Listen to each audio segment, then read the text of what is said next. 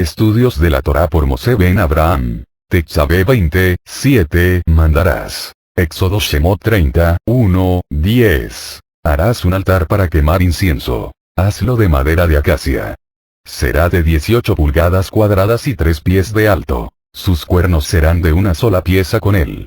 Recúbrelo de oro puro, su cubierta, todo alrededor sus lados, y sus cuernos. Y pon derredor de él una moldura de oro. Haz 2 argollas de oro para él debajo de su moldura en las 2 esquinas en ambos lados. Aquí es donde irán las varas para cargarlo.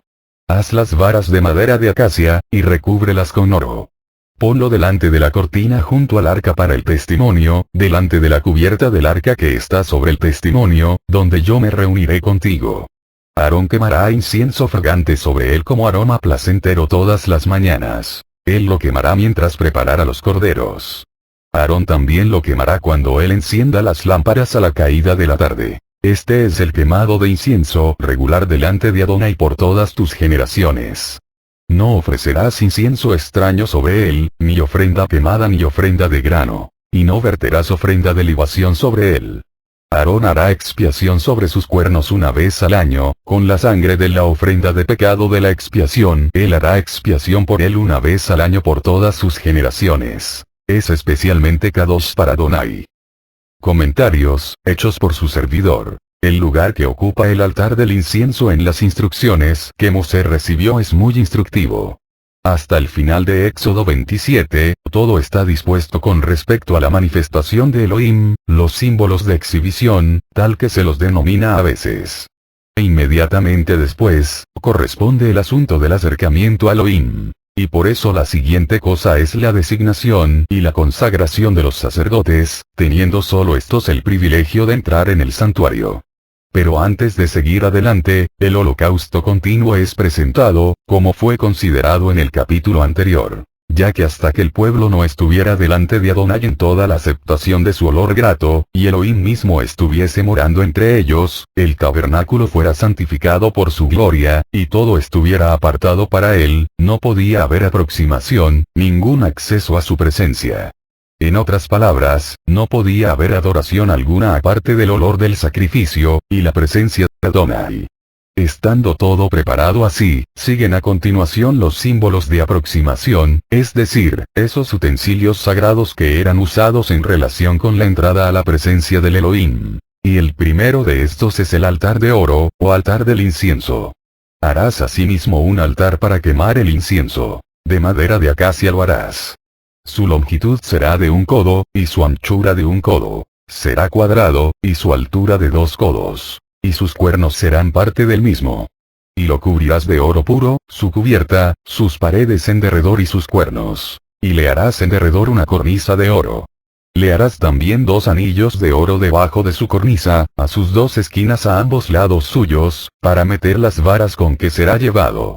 Harás las varas de madera de acacia, y las cubrirás de oro.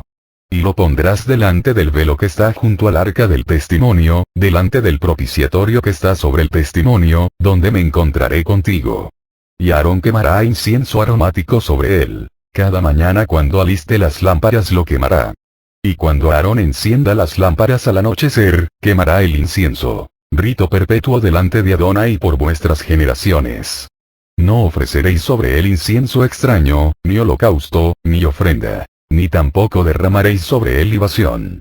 Y sobre sus cuernos hará Aarón expiación una vez en el año con la sangre del sacrificio por el pecado para expiación. Una vez en el año hará expiación sobre él por vuestras generaciones. Será muy kadosh a Adonai. Éxodo 30, 1, 10. Estaba hecho de los 2 materiales que caracterizaban el arca, la mesa de los panes de la proposición, etc., madera de sitim, especie de acacia, y oro. Versículos 1, 5. Por tanto, el altar mismo, aparte de su uso, era una figura de la persona de Yeshua como ungido y como hombre, Elohim manifestado en carne. Relacionado con el altar, esto es significativo, enseñando, tal como lo hace, que no hay acceso alguno a Elohim sino por medio de Yeshua, y que Él es, en efecto, el fundamento tanto de nuestro acercamiento como de nuestra adoración. El sacerdote, el adorador, ante el altar no veía nada más que oro, y Adonai veía solo el oro, aquello que era adecuado a él, adecuado a su naturaleza. El recuerdo de esto proporciona libertad al inclinarse en su presencia. Se trata, de hecho, de una maravillosa misericordia que Yeshua esté delante de los ojos de Elohim, y delante de los ojos del adorador, siendo él mismo el lugar de encuentro entre Elohim y su pueblo, así como también el fundamento de la aceptación de su pueblo. La posición de este altar es presentada en el versículo 6. Debía ser puesto delante del velo, es decir, cerca del arca del testimonio. El altar de bronce, tal como se ha señalado, estaba afuera, en el atrio del tabernáculo, siendo este la primera cosa que encontraba a la vista de uno saliendo del campamento y entrando en el atrio. La lección era, que la cuestión del pecado debe ser zanjada antes que se pudiera obtener la admisión. El altar del incienso estaba adentro, en el lugar santo, y nadie más que los sacerdotes tenían acceso a él. De hecho, la fuente de bronce estaba de por medio. Pero esta no es mencionada aún, debido a que el valor del sacrificio sobre el altar de bronce lleva de inmediato, en figura, al altar de oro. El altar de bronce probaba al hombre en cuanto a la responsabilidad. Y habiendo sido satisfechas las demandas de la justicia de Adonai mediante el sacrificio, él podía introducir al creyente a su presencia inmediata, le daba privilegios sacerdotales, y por consiguiente, le daba acceso. Una vez satisfechas las demandas del altar de bronce, nada podía impedir la entrada del adorador al altar de oro. Su derecho era perfecto. Esto se ve en la epístola a los Hebreos. La sangre que fue derramada en madero da libertad de entrada al lugar santísimo, véase Hebreos 10. Existe, por tanto, la conexión más íntima entre los dos altares. El uso del altar puede ser considerado ahora. Aarón debía quemar incienso aromático, incienso de especias, sobre él, mañana y tarde, cuando alistaba las lámparas. Éxodo 30, 7, 8. Los materiales de los que se componía el incienso son nombrados en los versículos 34 y 35. Se lo llama allí un perfume. Observen que era quemado sobre el altar. Era la acción del fuego lo que hacía salir la fragancia del incienso. Y el fuego usado para este propósito era tomado del altar de bronce. Véase Levítico 16, 12, 13. Por tanto, el mismo fuego que consumía el sacrificio, hacía salir la fragancia del incienso. Esto explica su significancia. El fuego era un tipo del juicio escudriñador de Adonai, de su santidad aplicada en juicio, y fue a través de esto que nuestro bendito Mashiach pasó cuando estuvo en el madero. Pero el único resultado de la acción del fuego Kadosh sobre él fue hacer salir una nube de perfume de suave aroma. El incienso tipifica esto, la fragancia de Yeshua para Adonai. Y en vista de que debía ser un rito perpetuo, Éxodo 30, 8, se demuestra que esta fragancia está ascendiendo siempre delante del trono. Si la eficacia de su obra es presentada en el olor del sacrificio, la aceptación de su persona es denotada por el incienso. Las dos cosas se distinguen en el día de la expiación.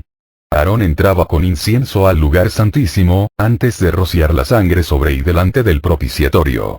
Yeshua mismo entró así con su sangre. Pero, si se puede decir de este modo, donde todo está inseparablemente relacionado, él mismo toma la precedencia, incluso con respecto a su sangre. Es, en efecto, lo que él es en sí mismo lo que da a la sangre su preciosura inefable. Pero se puede inquirir, ¿cuál es el significado de esta acción por parte de Aarón? Primero, Aarón es un tipo de Mashiach, y un tipo de Mashiach ante el altar en el lugar Kadosh. Él es así, al quemar el incienso, una figura de la intercesión predominante de Yeshua. Recuérdese que Aarón entra al lugar Kadosh en toda la virtud del sacrificio que ha sido consumido sobre el altar de bronce. Además, el incienso que él quema con el fuego santo siempre es aceptable por Adonai. Por tanto, ello enseña que la intercesión de Yeshua asciende a Adonai de manera aceptable por medio de la eficacia de lo que él es, y de lo que él ha hecho. Por tanto, no puede fallar. Y como este rito era perpetuo, así también él vive siempre para interceder por nosotros. Y, por esta razón, él puede salvar perpetuamente a su pueblo, Hebreos 7, 25, a través de todo el camino, aun hasta el final de su viaje por el desierto. ¿Qué consuelo da esta seguridad a su pueblo circundado por las debilidades, dificultades, y pruebas de su senda desértica? En segundo lugar, Aarón ante el altar de bronce es una figura del creyente, puesto que todos los creyentes son sacerdotes. Este aspecto es sumamente instructivo, ya que considerando así la quema del incienso, tenemos un tipo de la adoración. En primer lugar, se debe observar nuevamente que, Aarón, y el creyente como presentado por él, está delante del altar de oro en todo el olor grato del holocausto. Ya que es por medio de la virtud de este sacrificio que se disfruta del acceso al lugar Kadosh. Esto es de gran importancia. Esto enseña que no puede haber adoración alguna hasta que no sepamos lo que es ser llevados a la presencia de Adonai en toda la aceptación de Yeshua, no solo sabiendo que nuestros pecados han sido limpiados, sino comprendiendo también que estamos delante de Adonai en toda la aceptación de Yeshua mismo, en toda su indescriptible fragancia. En segundo lugar, es Yeshua, en todo lo que él es para Adonai, lo que se presenta a Elohim en la adoración, no nuestros sentimientos, no nuestros propios pensamientos, sino lo que deleita el corazón de Elohim, y eso es Yeshua mismo, Masiaj como aquel que le ha glorificado en la tierra, y ha terminado la obra que le dio que hiciera. Juan 17:4. En tercer lugar, inferimos que la esencia de toda adoración estriba en la comunión con Elohim en todo lo que Yeshua es, y en todo lo que él ha hecho. Ya que cuando adoramos por el Ruach HaKodesh, presentamos a Elohim aquello en lo que él se deleita, y nos deleitamos en aquello que presentamos, y así nuestros pensamientos, sentimientos, y afectos están en armonía con los de Adonai mismo. Entonces el resultado es la adoración del carácter más elevado. Tal es nuestra obra sacerdotal ante el altar, la presentación perpetua de los méritos de Yeshua. Y si intercedemos allí, nuestra intercesión es también según el valor de Yeshua. Por eso él pudo decir, de cierto os digo, que todo cuanto pidiereis al Padre en mi nombre, os lo dará. Juan 16:23. Se observará que existe una conexión entre el incienso y las lámparas. A Aarón se le ordena quemar el incienso cuando alistase las lámparas, mañana y tarde. Las lámparas, como se explicó cuando se habló acerca del candelero, son la manifestación de Elohim en el poder del Ruach HaKodesh. Esto se vio en perfección en aquel que era la luz del mundo, y debiera mostrarse igualmente tanto en la iglesia como en el creyente. Pero el punto aquí es que la luz era mantenida mediante el cuidado sacerdotal. Aarón alistaba las lámparas. Así es ahora. La manifestación de Adonai en el poder del Ruach HaKodesh depende siempre de la acción sacerdotal de Yeshua, y la quema del incienso, intercesión o adoración, será siempre en proporción a la exhibición del poder del Ruach HaKodesh. Estas tres cosas son, en efecto, inseparables: el cuidado sacerdotal de Yeshua, la manifestación de Elohim en el poder del Ruach HaKodesh, y la adoración de su pueblo. En otras palabras, si los creyentes no resplandecen como luces en el mundo, no pueden quemar incienso en el altar de oro, son impotentes para adorar. El andar y la adoración están relacionados, ya que si el creyente no está en la presencia de Elohim en sus modos de obrar a lo largo de toda la semana, no sabrá lo que es estar dentro del velo rasgado cuando esté reunido alrededor del Señor a su mesa para anunciar su muerte.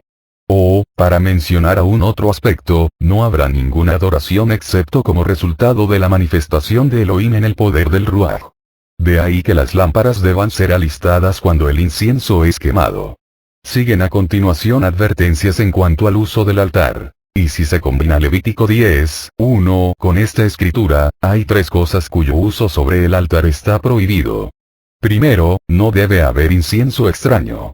El incienso ofrecido debe ser divinamente compuesto, y ningún otro podía ser aceptado. Si por un momento tomamos esto literalmente, qué horrible presunción se observa en muchas iglesias en el judaísmo y cristiandad en este día.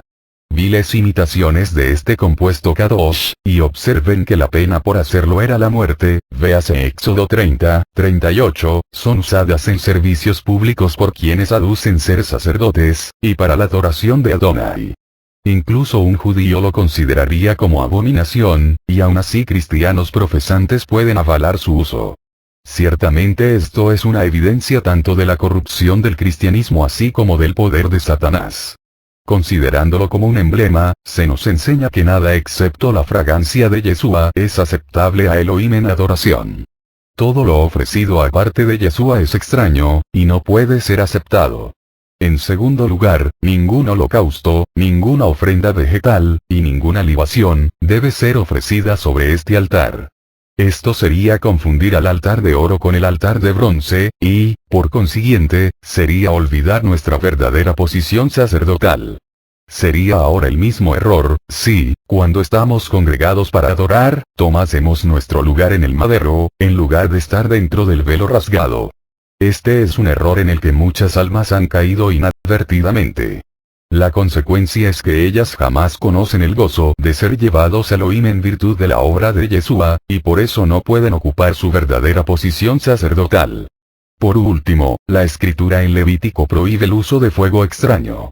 Debe ser el fuego de Elohim, fuego encendido desde el cielo, de delante de Adonai, Levítico 9:24, y ningún otro.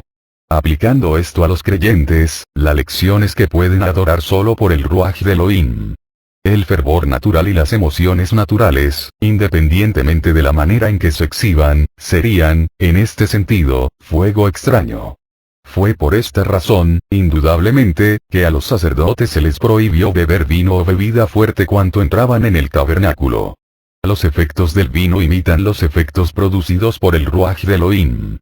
Véase Hechos 2:13-15. El fuego, al igual que el incienso, debe ser divino para ser aceptable sobre el altar de oro, una lección que los cristianos de este día ciertamente harían bien en guardar en su corazón cuando se hace el intento por todas partes, mediante imágenes y sonidos, de obrar sobre el hombre natural, y ayudarle en la adoración a Elohim. Que ellos puedan aprender que todas esas cosas son realmente abominaciones ante los ojos de Elohim. Una vez al año se debía hacer expiación sobre los cuernos del altar con la sangre de la ofrenda por el pecado, la del día de la expiación. Éxodo 30:10. El relato de esto se encuentra en Levítico 16. La razón de ello era la imperfección del sacerdocio. El lugar verdadero del sacerdote era estar delante del altar de oro, y siendo él lo que era, contaminaba el lugar mismo con su aproximación a Elohim, compárese con Levítico 4:7. Y de ahí la necesidad de la aplicación continua de la sangre de la expiación. Esto es instructivo a partir de contraste típico. Un único sacrificio tiene validez ahora para siempre. Yeshua ha perfeccionado para siempre, mediante su sola ofrenda, a los que son santificados, Hebreos 10:14. Y, por consiguiente, ellos disfrutan, sin interrupción, de un acceso perpetuo hasta el lugar Kadoshim. Finalmente, se puede hacer un comentario sobre la provisión para el traslado del altar a través del desierto. Las varas y los anillos son presentados aquí, y no necesitan observación alguna, ya que son del mismo material del altar. Pero en Números 4:11, hallamos que había dos cubiertas, una interior y otra exterior. Primero, un paño azul, y en segundo lugar, afuera, las pieles de tejones. El azul, emblemático de lo que es celestial, el carácter celestial, como emanando de la intercesión sacerdotal, y relacionado, de hecho, con la posición sacerdotal, era ocultado. Era solo para el ojo de Elohim. Luego venían las pieles de tejones, significando esa vigilancia santa mediante la cual Yeshua se guardó a sí mismo del mal. Esta está afuera, debido a que es un asunto de pasar a través del desierto donde los males abundan. Ello enseña, por tanto, que si se ha de mantener el carácter celestial, debe haber una vigilancia incansable, y una diligencia incesante para guardarnos, por medio del uso de la palabra, de las contaminaciones y corrupciones que nos asedían por todas partes. Shabbat Shalom.